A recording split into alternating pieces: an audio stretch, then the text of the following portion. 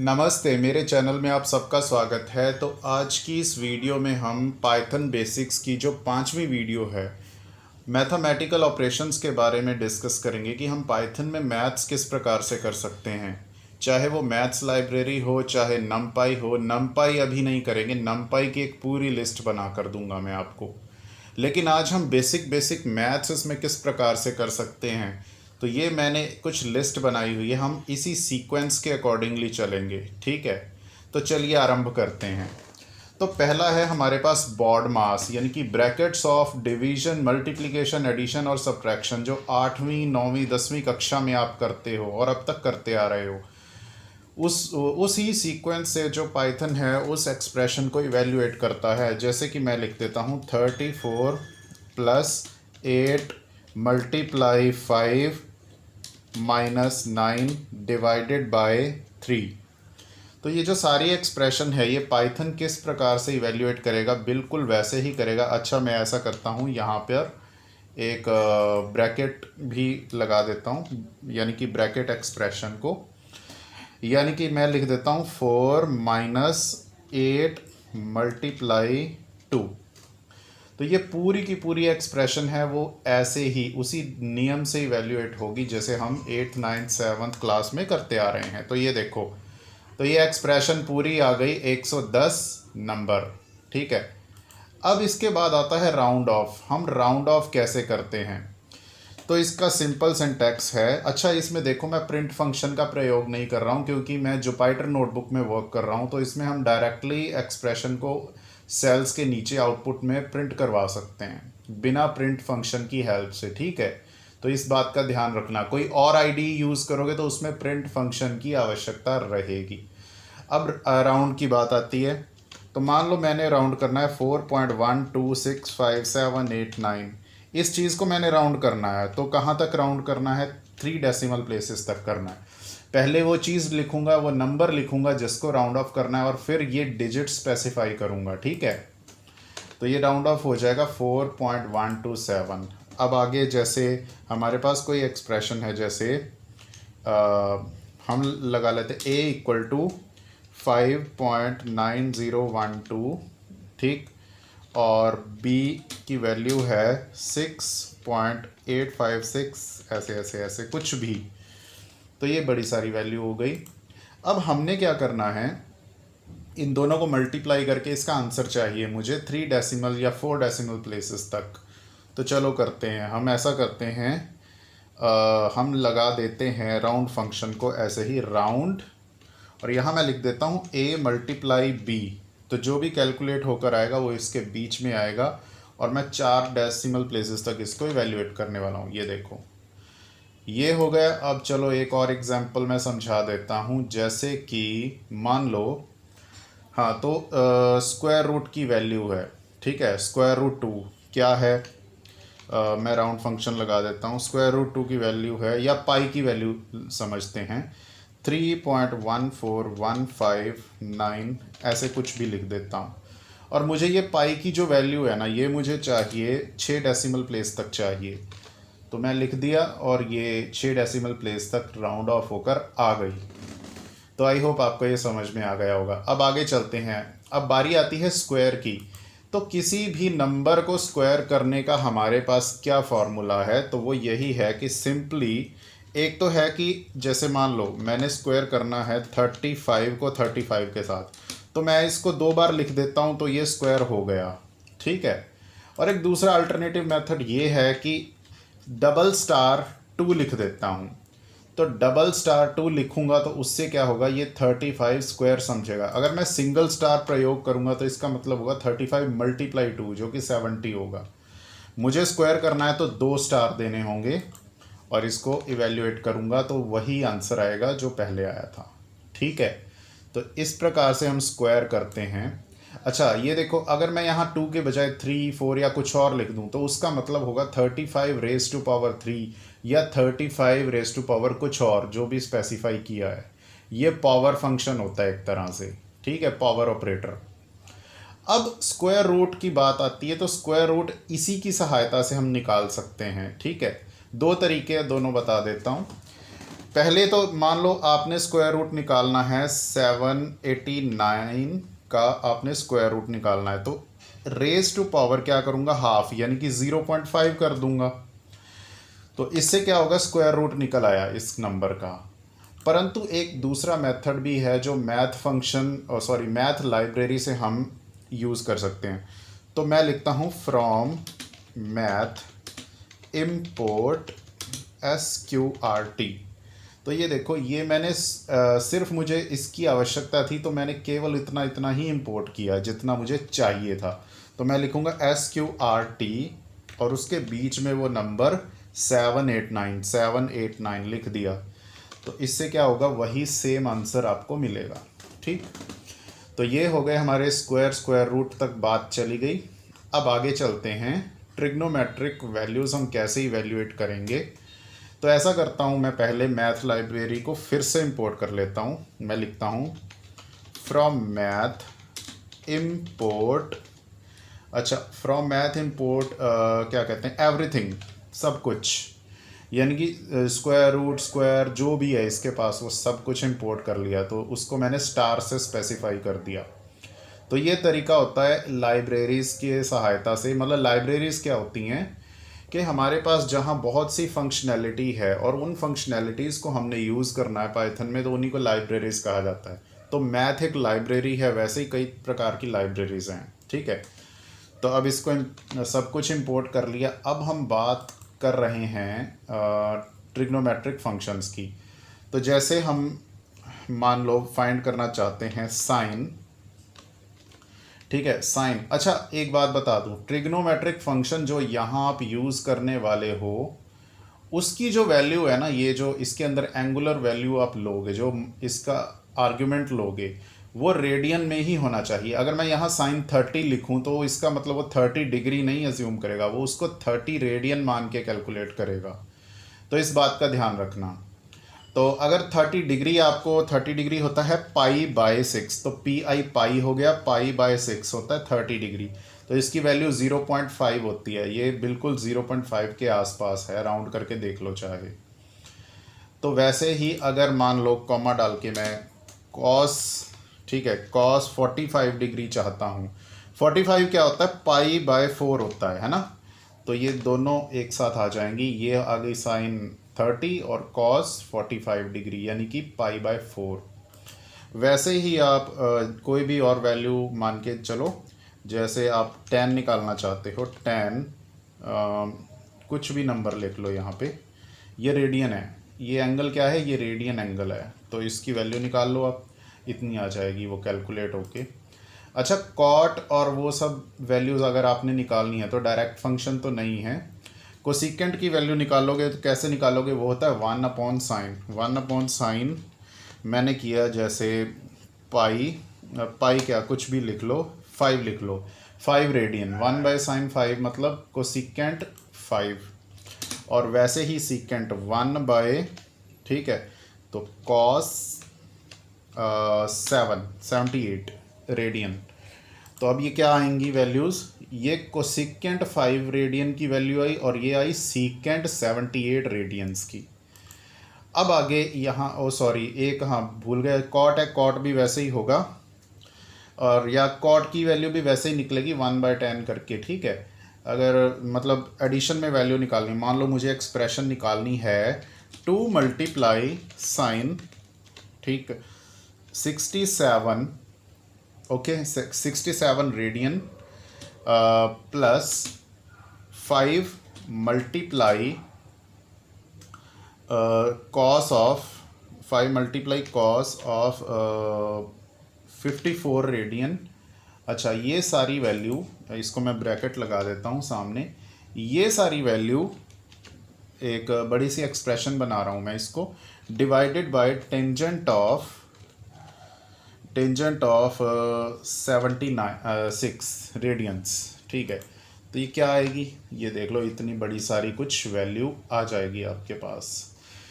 तो I hope आपको ये ट्रिग्नोमेट्रिक कैलकुलेशन करनी आ गई होंगी, इनको आप यूज़ कर सकते हो। अब आती है इन्वर्स ट्रिग्नोमेट्रिक, तो ये जल्दी निपटाऊंगा मैं।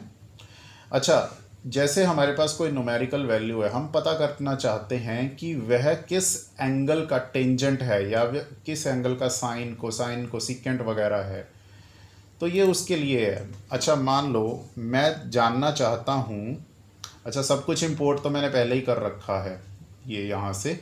अब मुझे आर्क साइन होता है साइन इनवर्स, तो मैं ए साइन लिखूंगा। आर्क साइन, मुझे आर्क साइन पता करना है किसका, 0.00654। तो ये कौन से एंगल का, कौन से रेडियन एंगल का, रेडियन निकल गया तो डिग्री भी निकल जाएगी, पहले उसकी चिंता नहीं है। तो ये देखो ये कौन से एंगल का है, तो वो एंगल है हमारा लगभग इतना 0.00654 जो भी है ये, ठीक है। इसको मैं थोड़ा सा बढ़ा लेता हूँ 4। हाँ अच्छा 1 से नहीं बढ़ाना है, जो आर्क साइन होता है वो 1 से ज़्यादा वैल्यू का पॉसिबल नहीं है और -1 से कम का पॉसिबल नहीं है। आपने मैथ्स में पढ़ा होगा ये चीज़, ठीक है। तो ये कौन सा एंगल है, ये इतना एंगल है लगभग, ठीक है। तो यहाँ 1.4 नहीं लिख सकता मैं, क्योंकि 1 से बढ़नी नहीं चाहिए ये वाले आर्ग्यूमेंट। अच्छा ये जो एंगल है ये रेडियन में आया। अच्छा ये कौन सा डिग्री है, अगर मैं इसकी डिग्री पता करना चाहूँ तो मैं लिखता हूँ मल्टीप्लाई 180 डिवाइडेड बाय पाई। तो ये तरीका है रेडियन को डिग्रीज़ में कन्वर्ट करने का। तो चलो देखते हैं ये कितनी डिग्री आई, तो ये लगभग इतनी डिग्री आई। अगर इसको भी हम राउंड ऑफ करना चाहें तो चलो राउंड भी लगा देते हैं इसमें, राउंड ये, और इसको कहाँ तक राउंड करना है, 2 डेसिमल प्लेस तक कर देते हैं। तो लो ये क्या आया, ये आया लगभग 27.74 डिग्री आया आंसर। अब वैसे ही कोसाइन, इन्वर्स कोसाइन पता कर सकते हो। आर्क कॉस, ए कॉस मतलब आर्क कॉस 0.5, तो ये कितना आया, ये आया लगभग इतने रेडियंस। तो आर्क टेंजेंट ए टेन 1 देखते हैं, क्योंकि टेंजेंट की वैल्यू 1 होती है 45 डिग्री पे, मतलब π/4, ठीक है। तो इसको करके ये कुछ इतना आना चाहिए। अब मैं इसको 4 से मल्टीप्लाई करके देखता हूँ कि क्या ये पाई आया या नहीं, क्योंकि ये होगा π/4, मैं इसको 4 से मल्टीप्लाई करूँगा तो पाई के आसपास आना चाहिए। तो देखते हैं क्या आएगा। तो देखो बिल्कुल सही आ रहा है, 3.14159 जो भी है, ठीक है। तो इन्वर्स ट्रिग्नोमेट्री हो गई। अब आगे चलते हैं एक्सपोनेंशियल पर। तो देखो एक्सपोनेंशियल जो है, इसमें से हमने एक्सपोनेंशियल यूज़ करना है क्योंकि सब कुछ इंपोर्ट किया हुआ है पहले ही। तो यहाँ पर अब हम एक्सपोनेंशियल फंक्शन फाइंड करते हैं, एक पॉजिटिव वैल्यू का और एक नेगेटिव का। एक्सपोनेंशियल फाइंड करता हूँ 2.4 का, क्या आएगा, ये 11 पॉइंट समथिंग आएगा, है ना। अब एक्सपोनेंशियल हमें पता करना है -5 का, तो कुछ इतना आएगा ये, ठीक है। तो आई होप ये समझ में आ गया होगा आपको। अब आगे लॉगरिथम जो होता है वो इसका एक्सपोनेंशियल का इन्वर्स होता है, एक नेचुरल होता है और एक आर्टिफिशियल लॉगरिथम होता है। तो चलो पहले सिंपल वाला ही देखते हैं। लॉग किसका पता करना चाहते हो, 0.67 का पता कर लो, तो इतना आएगा कुछ, ठीक है। यानी कि e की पावर को इतना रेज करूंगा तो आंसर आएगा 0.67 आएगा, ठीक है। तो ये लगभग इसी के आसपास है। चलो ऐसा करता हूँ मैं, ये हाँ मैं करता हूँ इस चीज़ का लॉग पता करके देखता हूँ कि क्या ये 2.4 के इक्वल आ भी रहा है या नहीं। ये देखो इसको मैं यहाँ से कॉपी मार लेता हूँ, ये कॉपी कर लिया। अब चलो इसको मैं लॉग कर देता हूँ, देखता हूँ 2.4 के आसपास वैल्यू आती है कि नहीं आती। तो एज एक्सपेक्टेड ये इसका इन्वर्स होता है, लॉग जो होता है एक्सपोनेंशियल का इन्वर्स होता है, तो 2.4 आ गया। अब आगे फ्लोर और ग्रेटेस्ट इंटीजर। ये देखो भाइयों, ये जो नियरेस्ट स्मॉलेस्ट ग्रेटेस्ट इंटीजर होता है पॉसिबल किसी भी डेसिमल वैल्यू का, ये उसको क्या करता है, मतलब एक्वायर कर लेता है, और जो नेगेटिव डेसिमल वैल्यूज़ है उनको हटा देता है। मैं मान लो फ्लोर लिखता हूँ, फ्लोर फंक्शन होता है मैथ्स में, तो इसको लिखता हूँ 2.15 ऐसे कुछ।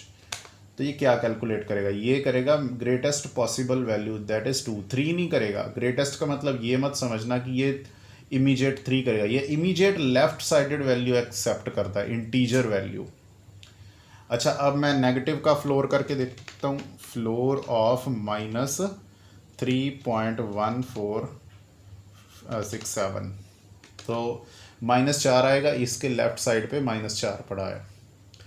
तो अब आती है बात एब्सोल्यूट की या मॉडुलस फंक्शन की। आपने पढ़ा होगा कि ऐसे एक क्या कहते हैं, सीधी सीधी लाइन आती है, ठीक है, मैथ्स में, जो मतलब जिसको हम एज अ मॉडुलस यूज़ करते हैं। आई थिंक 1 मिनट, ये इस प्रकार का होता है ऐसे।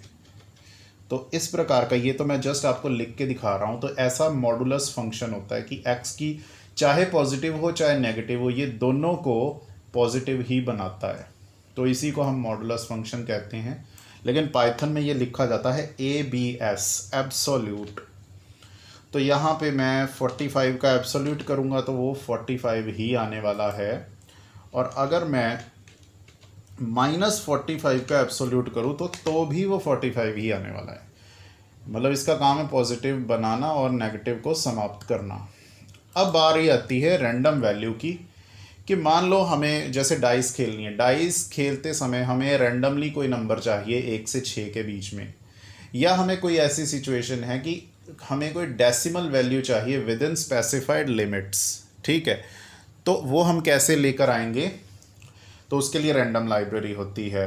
तो मैं ऐसा करता हूँ, इम्पोर्ट रैंडम एज RD, ठीक है। या ऐसे कर लो, या हमें 1 मिनट, एक और चीज़, फ्रॉम रैंडम इम्पोर्ट, दो चीज़ें इंपोर्ट करनी है। एक तो रैंड इंट करना है और दूसरा यूनिफॉर्म।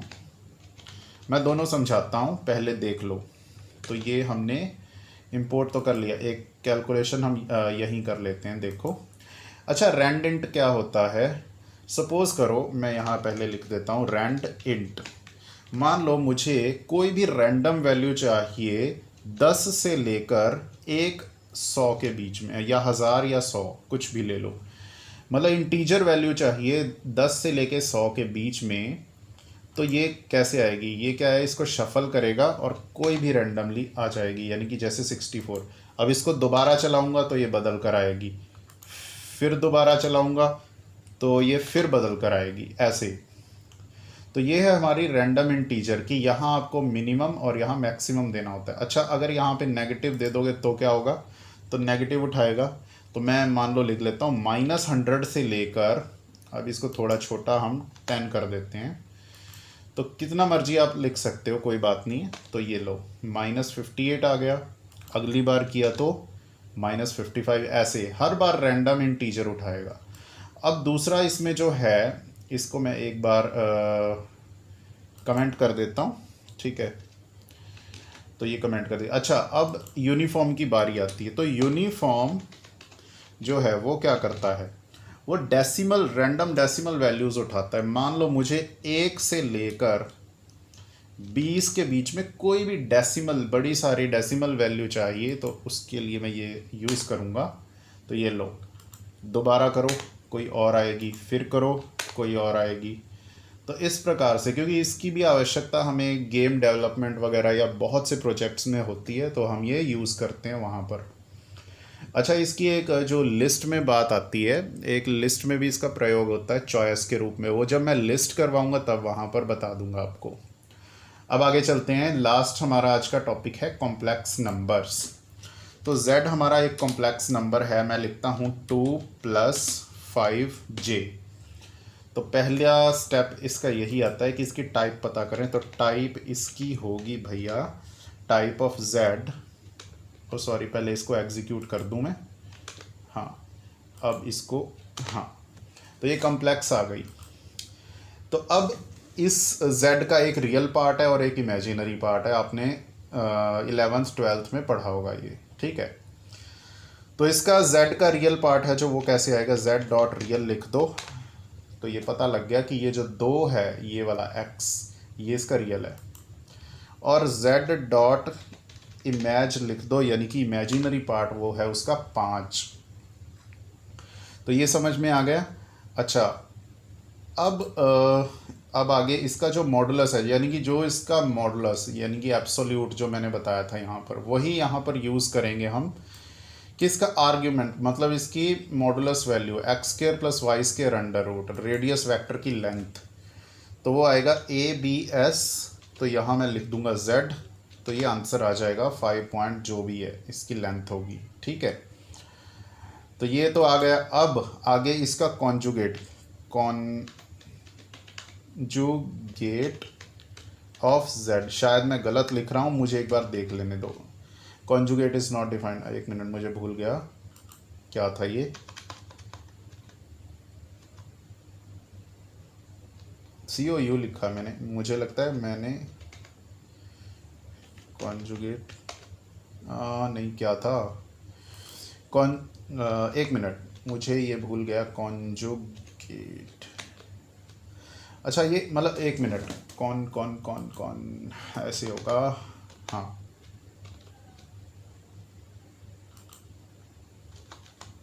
CNG नहीं, ये कुछ और होगा। अच्छा देखो, इसका कॉन्जुगेट आता है। कॉन्जुगेट मतलब मैं बता देता हूँ वैसे ही, मुझे अभी भूल गया, क्षमा करना। तो ये है 2 - 5J, ठीक है ना। मतलब अगर इसका कॉन्जुगेट निकालूंगा तो वो आएगा 2 - 5J, यानी कि जो J है, जो आयोटा है √-1, उसका साइन चेंज कर देता है ये। ठीक है, कॉन्जुगेट Z लिखूंगा तो वो आएगा 2 - 5J। तो ये आपको समझ में आ गया होगा। तो आज का हमारा यही कंसेप्ट था कि बेसिकली हम मैथमेटिकल कैलकुलेशंस इसमें किस प्रकार करेंगे। अच्छा एक और चीज़ छूट रही है, वो बता देता हूँ। वो है कि अब जैसे किसी एक नंबर को दूसरे नंबर से हम डिवाइड करते हैं तो उसका रिमाइंडर कैसे निकालते हैं। तो मैं वो रिमाइंडर, एक मिनट, यहाँ पे हेडिंग दे ही देता, रिमाइंडर। तो यहाँ से जाकर मैं चेंज करता हूँ और मार्क डाउन करके इसको ऐसे कर लेता हूँ। तो जब मान लो मैंने 35, ठीक है, 35 को अगर मैं 5 से डिवाइड करूँगा तो रिमाइंडर 0 आएगा, और 7 से करूँगा तो भी 0 आएगा। लेकिन अगर मैं इसको 6 से डिवाइड करूँ तो क्या आएगा, वो मैं जानना चाहता हूँ। तो इसके लिए मैं क्या करूँगा, मैं एक परसेंटेज का साइन बीच में रखूँगा। ये परसेंट नहीं निकालेगा, ये इसका रिमाइंडर कैलकुलेट करके देगा। देखो जो आएगा 5, 6 × 5 = 30, और 5 बच जाएंगे तो वो 5 मेरा रिमाइंडर आएगा। तो ये रिमाइंडर भी बहुत प्रयोग में आता है, इसीलिए बता दिया। तो चलो ये हुई आज की बेसिक वीडियो, और मिलता हूँ आपसे नेक्स्ट वीडियो में। तभी के लिए धन्यवाद।